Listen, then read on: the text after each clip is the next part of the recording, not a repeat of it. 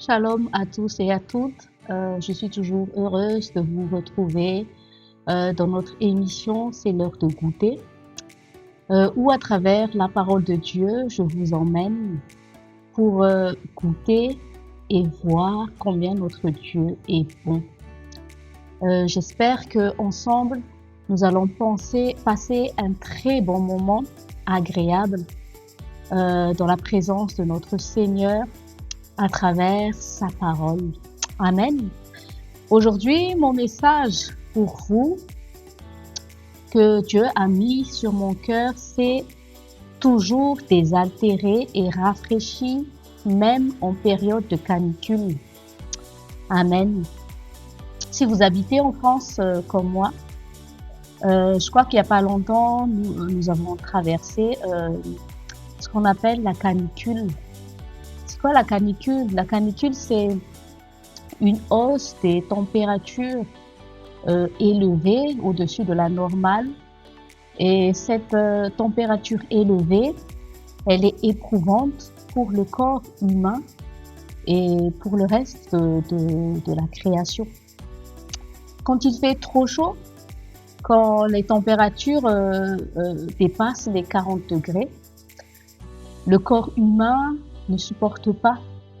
Et même dans certains cas, pour les personnes les plus faibles et vulnérables, comme les personnes âgées ou les bébés, une forte température peut tuer quelqu'un, peut provoquer une crise cardiaque.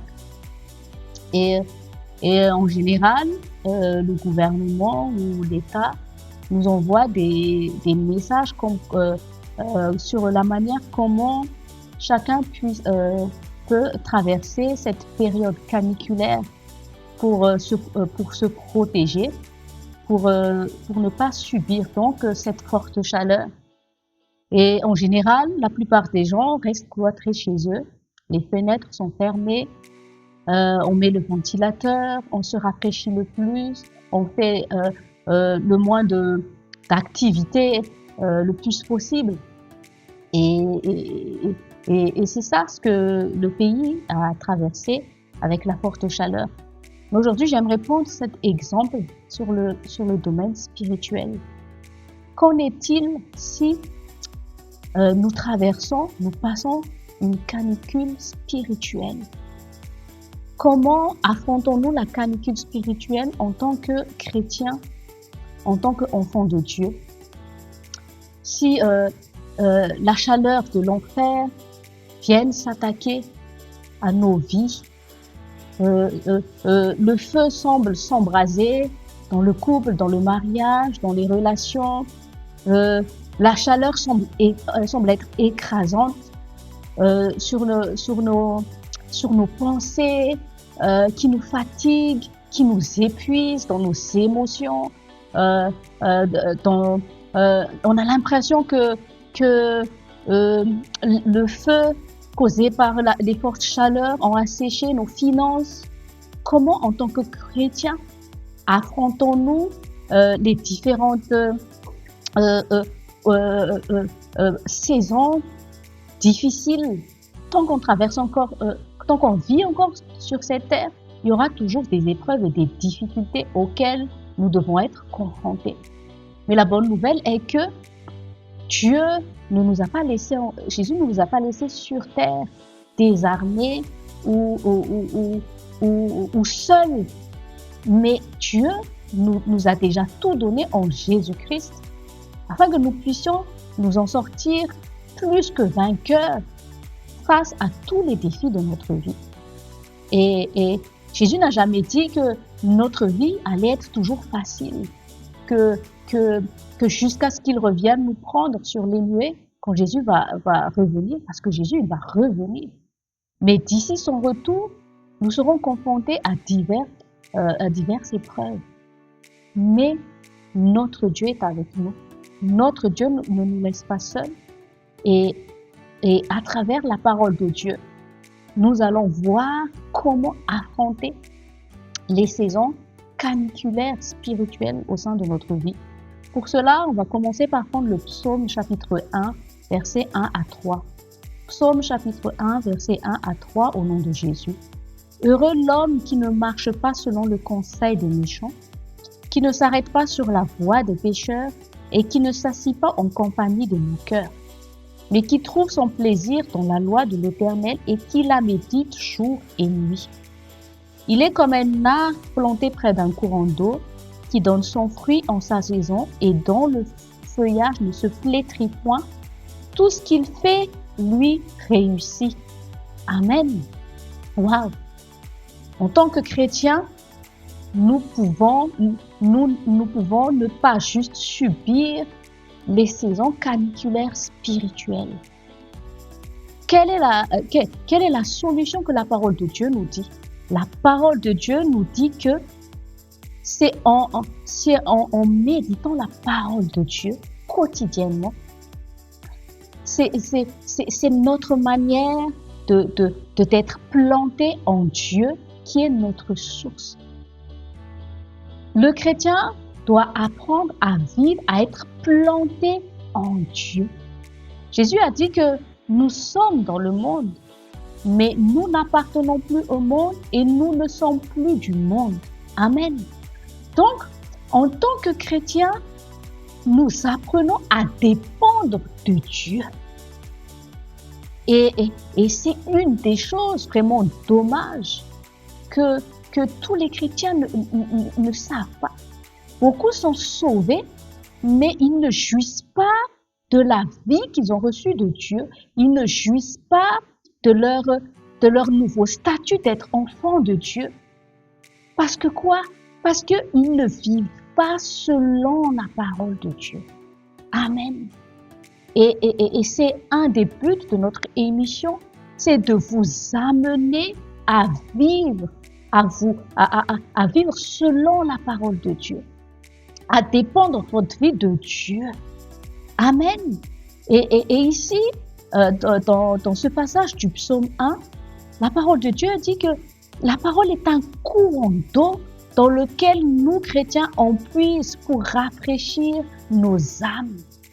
C'est dans la parole de Dieu que nous trouvons cette protection contre les attaques du diable qui cherche à nous brûler par les fortes chaleurs spirituelles, qui cherche à nous épuiser, qui cherche même à tuer nos vies, les différents domaines de notre vie.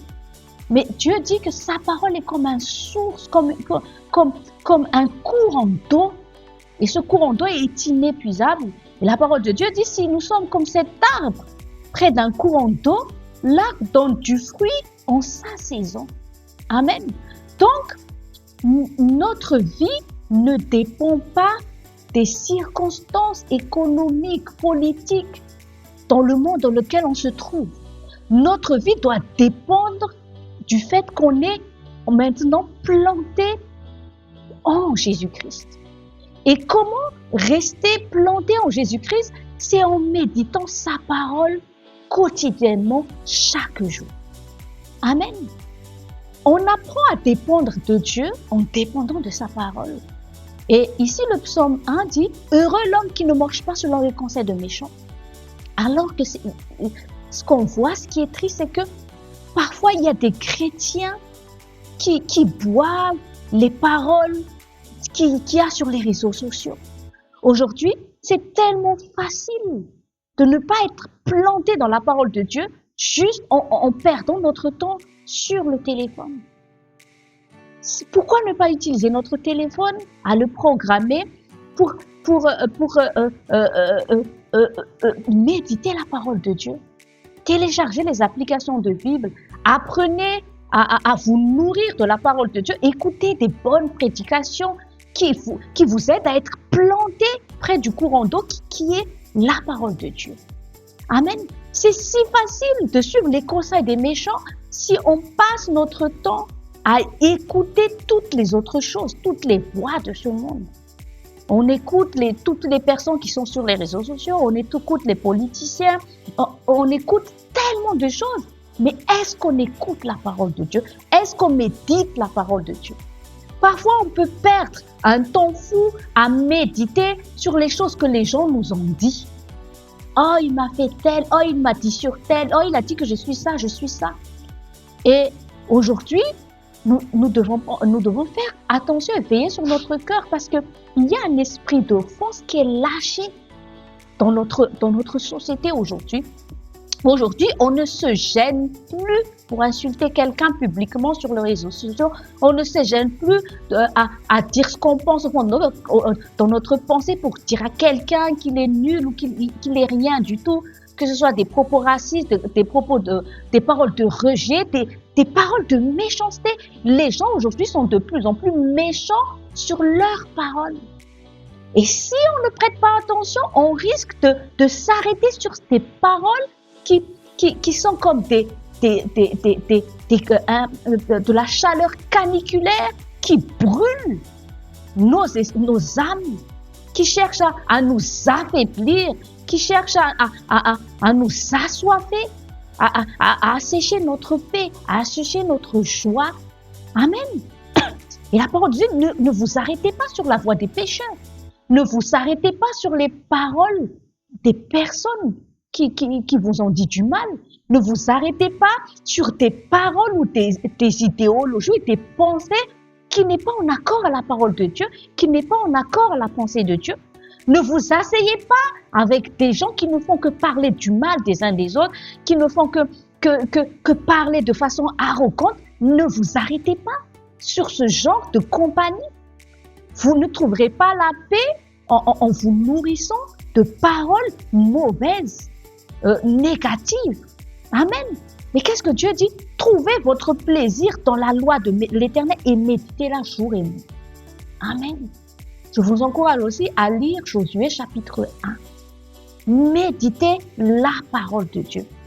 Vous savez, le diable, pour gagner une personne, il va corrompre son mode de fonctionnement au niveau de ses pensées. Et un des outils utilisés dans nos derniers temps, c'est les réseaux sociaux.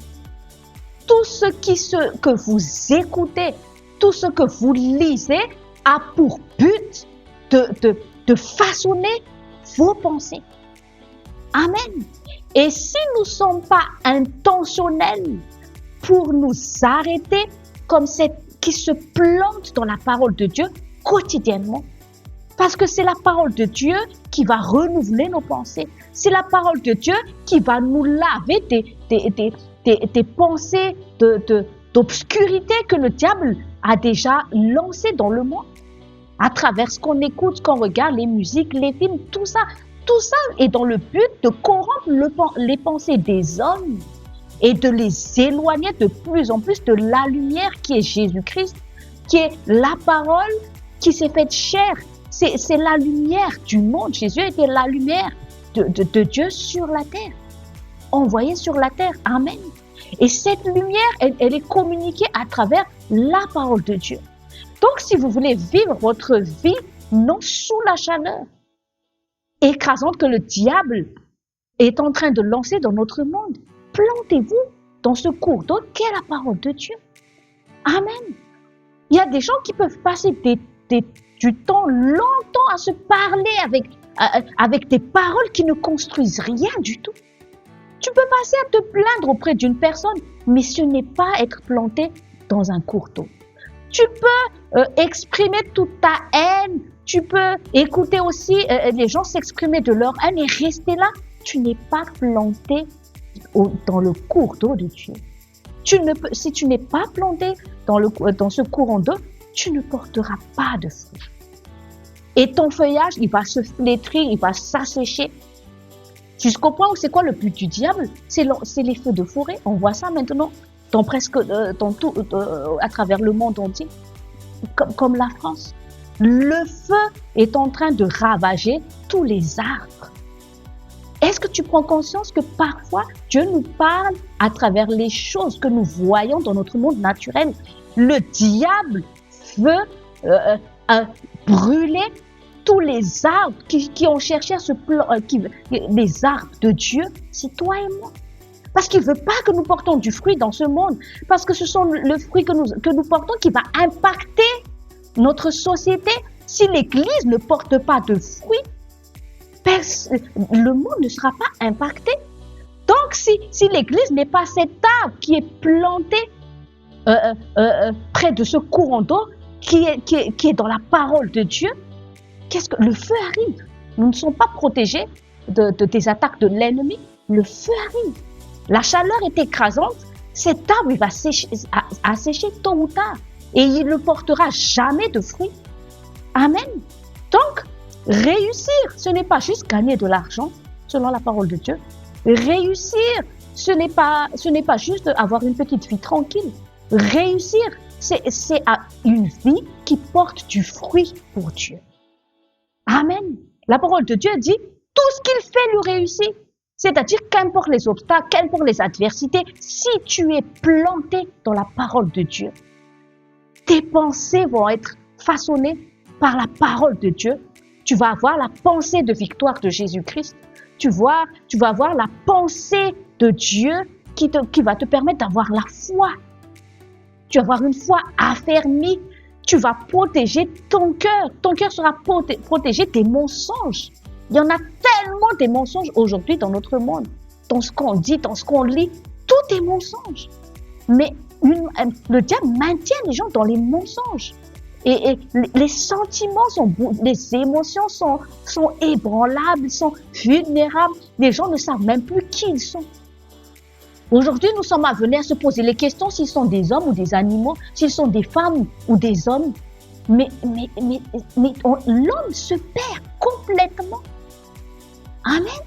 Ça vient d'où tout ça? C'est voulu par la stratégie du diable. Ce n'est pas des choses qui arrivent au hasard. Ce sont des choses qui ont été plantées petit à petit. Et les gens, s'ils ne connaissent pas, s'ils ne reçoivent pas la lumière de la parole de Dieu, s'ils ne boivent pas la parole de Dieu, leurs pensées sont corrompues. Amen. Donc, aujourd'hui, en tant que chrétiens, nous devons nous tenir fermes. Quand Dieu dit, levez-vous, la lumière arrive. C'est quoi? Où est la lumière? La parole de Dieu dit, la révélation de la parole est claire. Amen. Si tu n'es pas planté dans la parole de Dieu, tu vis dans les ténèbres. Tu vis dans la confusion. Tu vis dans la peur. Le diable va t'assécher avec l'anxiété. La peur de tout ce qui se passe fait peur. Notre société fait peur. Tu vas vivre dans l'anxiété, tu vas vivre dans la peur de l'avenir. Mais est-ce que la parole de Dieu nous dit de vivre comme ça? Est-ce que si tu es planté dans ce cours d'eau, tu vas prendre confiance en Dieu? Tu vas prendre conscience de la présence de Dieu qui t'accompagne tous les jours. Oui, le bonheur et la grâce m'accompagnent tous les jours de ma vie. C'est de ça dont tu dois nourrir tes pensées. Jésus a dit, je suis avec vous jusqu'à la fin du monde. Amen. La parole de Dieu dit, tu es plus que vainqueur par celui qui t'a aimé. Amen. La parole de Dieu dit, n'aie pas peur. Que votre cœur ne se trouble pas. Faites-moi confiance. Amen. Qu'est-ce que Jésus a appris à Pierre quand il est sorti de la barque, il a marché sur l'eau? Il a dit, pourquoi as-tu douté? Tu commences à douter quand tu ne te plantes pas dans ce que Jésus t'a dit.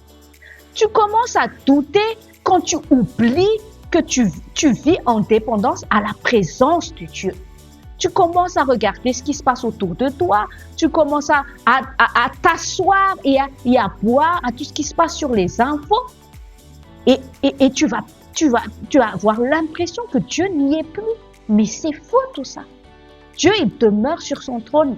Dieu, il a ses plans depuis le commencement et chacun de ses plans, il compte les accomplir.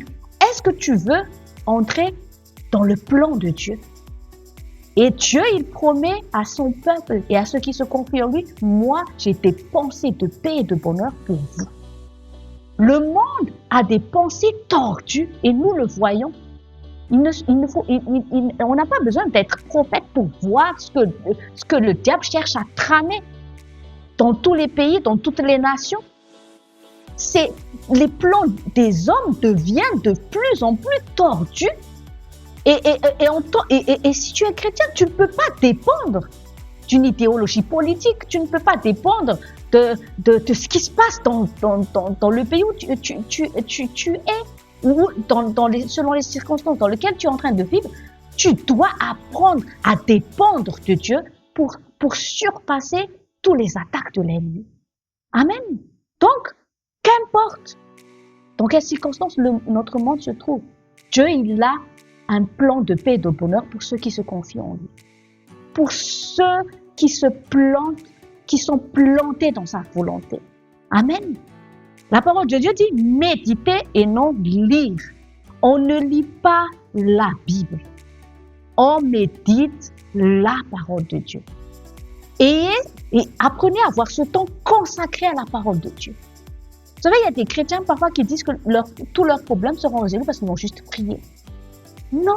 Déjà, apprendre à prier selon la parole de Dieu, c'est ça qui amène le vrai changement. Tu ne pries pas en fonction de ce que tu ressens. Ne prie pas en fonction de ce que tu vois. Prie en fonction de la parole de Dieu parce que Dieu, il agit en fonction de sa parole.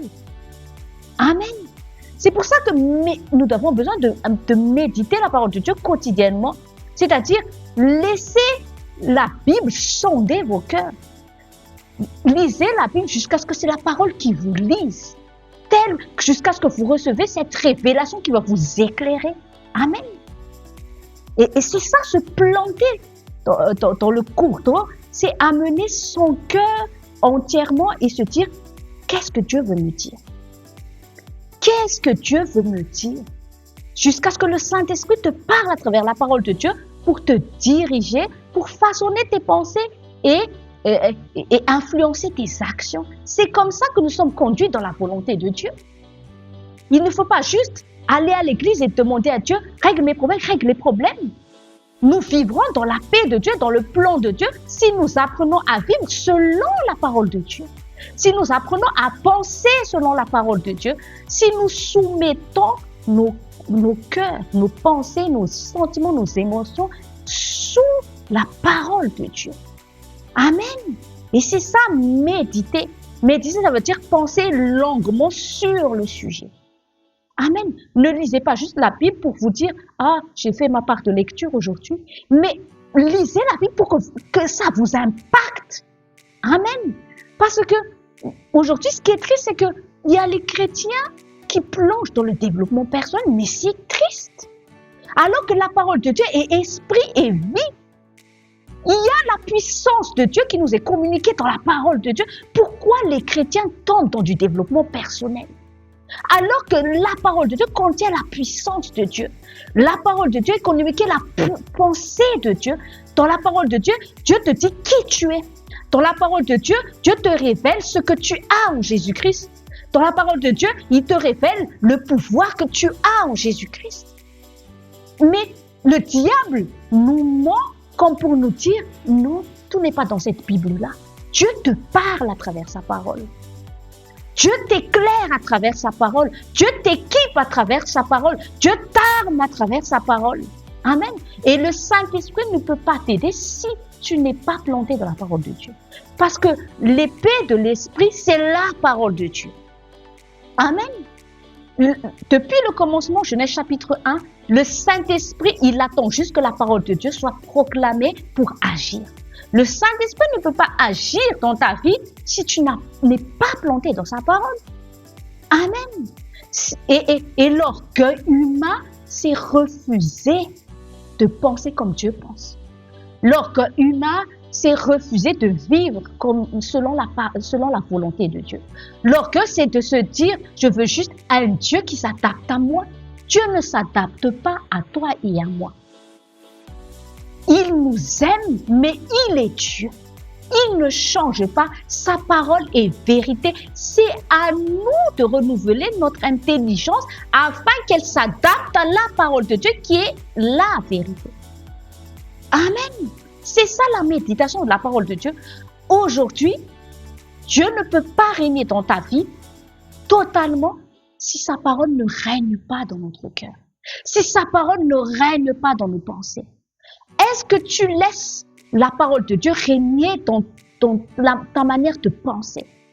Est-ce que tu as laissé la parole de Dieu façonner ta pensée face à ce problème dans ton mariage? Qu'est-ce que Dieu dit par rapport au mariage? Qu'est-ce Qu'est-ce que Dieu dit par rapport à tes finances? Qu'est-ce que Dieu dit par rapport aux problèmes émotionnels?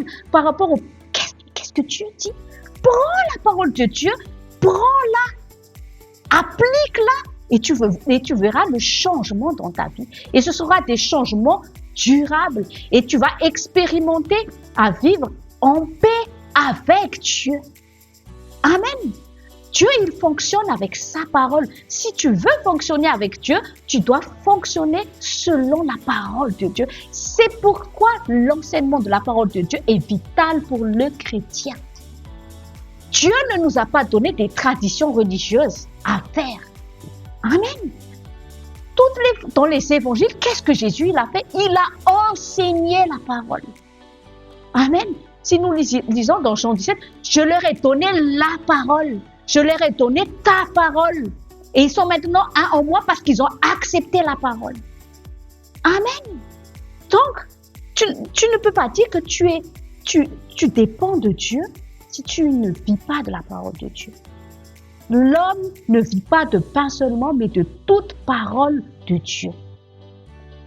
Une vie productive, donc, commence dans notre manière de penser qui est conforme à celle de Dieu, à celle de la parole de Dieu.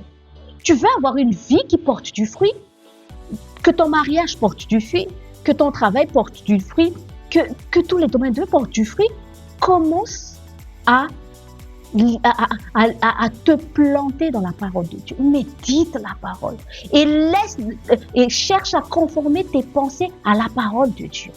C'est comme ça qu'on va porter du fruit. Même si le monde traverse la sécheresse, tu vas porter du fruit.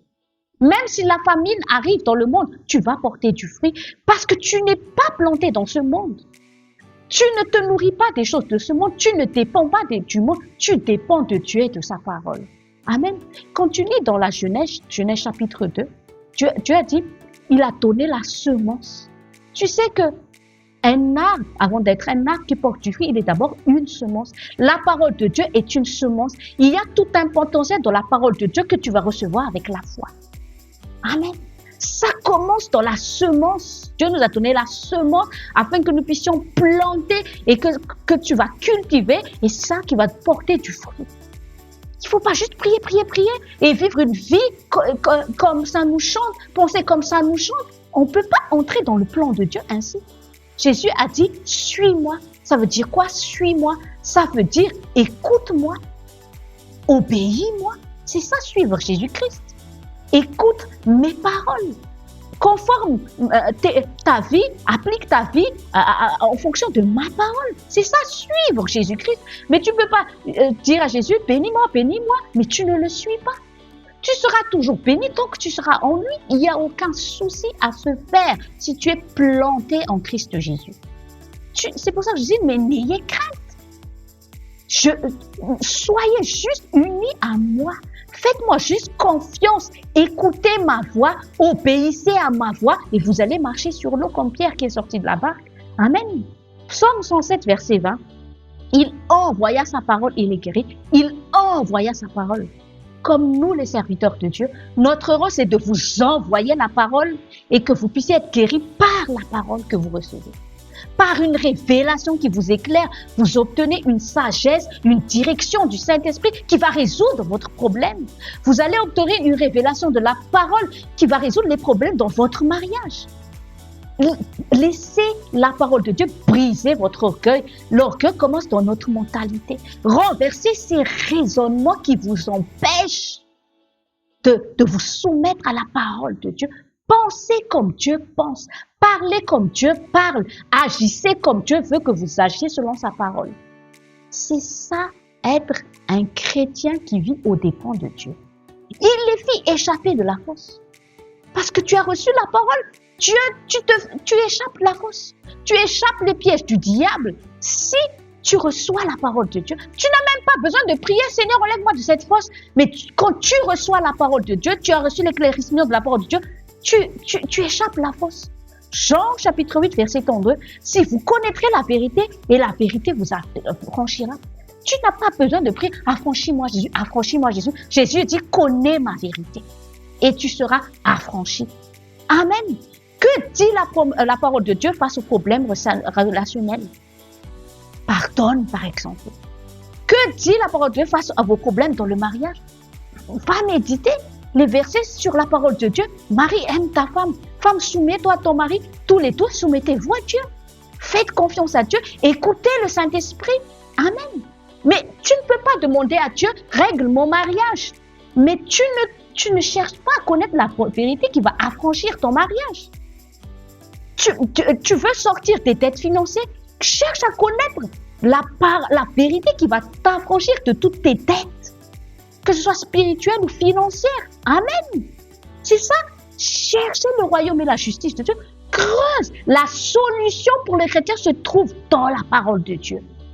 Et quand tu trouves la solution de la parole de Dieu, tu vas juste l'appliquer. C'est ça, Jean 2.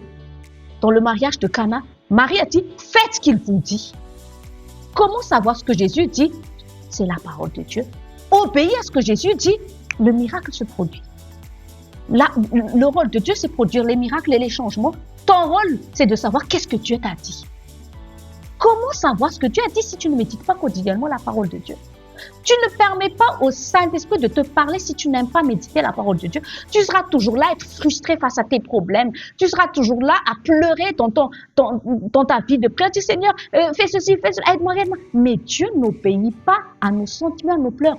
Dieu, il agit en fonction de sa parole. Et ça, le chrétien, il doit être clair dans son cœur. Amen. Tu peux être sauvé, mais tu peux vivre misérablement jusqu'à ce que tu quittes cette terre. Et c'est vraiment dommage parce que ce n'est pas la volonté de Dieu pour toi. Dieu, il nous a envoyé sa parole. Amen. Psaume 107, verset 8-9. Qu'il loue l'Éternel pour sa bonté et pour ses merveilles en faveur des fils de l'homme, car il a satisfait l'âme altérée. Qu'importe ce que le diable lance dans ce monde, notre Dieu satisfait notre âme. Amen. Il a comblé de bien l'âme affamée. Dieu seul peut te combler. Ne cherche pas à ce que les gens te comblent. Ne cherche pas à que l'État te comble. Ne cherche pas à ce que l'argent te comble. Seul Dieu te comblera véritablement. Pour finir, Jérémie chapitre 17, versets 7 à 8. Béni soit l'homme qui se confie dans l'Éternel. Et dans l'Éternel est l'espérance. Il est comme un arbre planté près des eaux et qui étend ses racines vers le courant. Il n'aperçoit point la chaleur quand elle vient et son feuillage reste vert. Dans l'année de la sécheresse, il n'y a point de crainte et il ne cesse de porter du fruit. Amen. Celui qui est planté dans la parole de Dieu ne cessera jamais de porter du fruit. Même en année de sécheresse, tu n'as rien à craindre. Le monde traverse une année de sécheresse. Le monde traverse une saison de sécheresse. Tout est en train de brûler spirituellement. Tout est en train d'être asséché. La paix asséchée. La haine brûle comme le feu qui ravage des forêts. L'anxiété ravage les hommes. La peur est comme cette chaleur qui écrase l'âme des hommes. Mais ce n'est pas pour toi et moi qui espère en Dieu. Ce n'est pas pour toi et moi qui a confiance en Dieu et sa parole. Je déclare que notre vie, nous porterons toujours du fruit parce que nous sommes plantés en Christ Jésus. Amen. La chaleur n'aperçoit pas ceux qui se confient en Dieu. Fais confiance en Dieu même si tu ne comprends pas. Même si tu as l'impression que la famine est là, fais confiance en Dieu, fais confiance à la parole, cherche sa volonté dans la parole de Dieu. Ne laisse plus ta Bible dans un coin de la bibliothèque. Ne place plus ton temps à te vautrer devant la télé. Quand tu as du temps libre, plante-toi dans la parole de Dieu et dis, Seigneur, enseigne-moi, éclaire-moi, parle-moi, viens combler mon âme de tous tes bienfaits. Amen. Prions.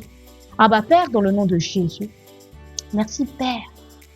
Merci Père pour ta grâce que tu nous as communiquée à travers la parole de Jésus-Christ. Merci Père pour la parole de Dieu. Merci Père parce que aujourd'hui, la Bible, les prédications, les enseignements sont prêchés partout dans le monde. Comme tu as dit Jésus, viendra un temps où la parole sera prêchée dans le monde entier et viendra la fin.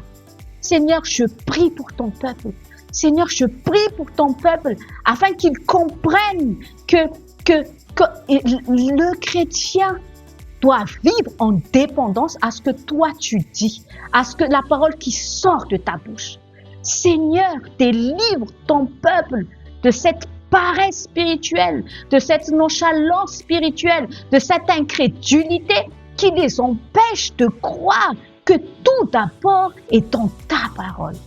Ô Seigneur, détache leur regard des choses vaines. Ne leur permets plus, Seigneur, de trouver leur aise en s'assoyant à écouter les mauvaises nouvelles, en s'assoyant à écouter toutes les autres choses d'ordure que Satan lance dans ce monde. Mais mets dans leur cœur, Saint-Esprit, cette soif de la parole de Dieu, cette faim de la parole de Dieu. Et je prie, Seigneur, que tu puisses leur parler à chaque fois qu'ils vont ouvrir leur Bible. Je prie, Seigneur, que tu les éclaires à chaque fois qu'ils vont prendre cette décision intentionnelle de se planter dans la parole. Ô Saint-Esprit, réveille ton peuple, réveille, ramène tes enfants auprès de ce courant d'eau qui est d'être planté, ancré dans la parole de Dieu. Sauve ton peuple, Seigneur, qui ne vit plus de traditions religieuses, mais qu'ils apprennent à vivre par ta parole, selon ta parole. Merci, Saint-Esprit, de les bénir à travers ta parole qui a été prêchée et que la parole, Seigneur, qui a été semée aujourd'hui puisse porter du fruit dans tous les domaines de la vie des gens qui m'ont écouté. Je te bénis, Seigneur, pour chaque personne. Je bénis leur vie, je bénis leur famille, je bénis leur travail, que cela puisse porter du fruit à cause de la parole qui a été prêchée. Au nom de Jésus, Amen. Je vous dis à la prochaine fois. Soyez bénis.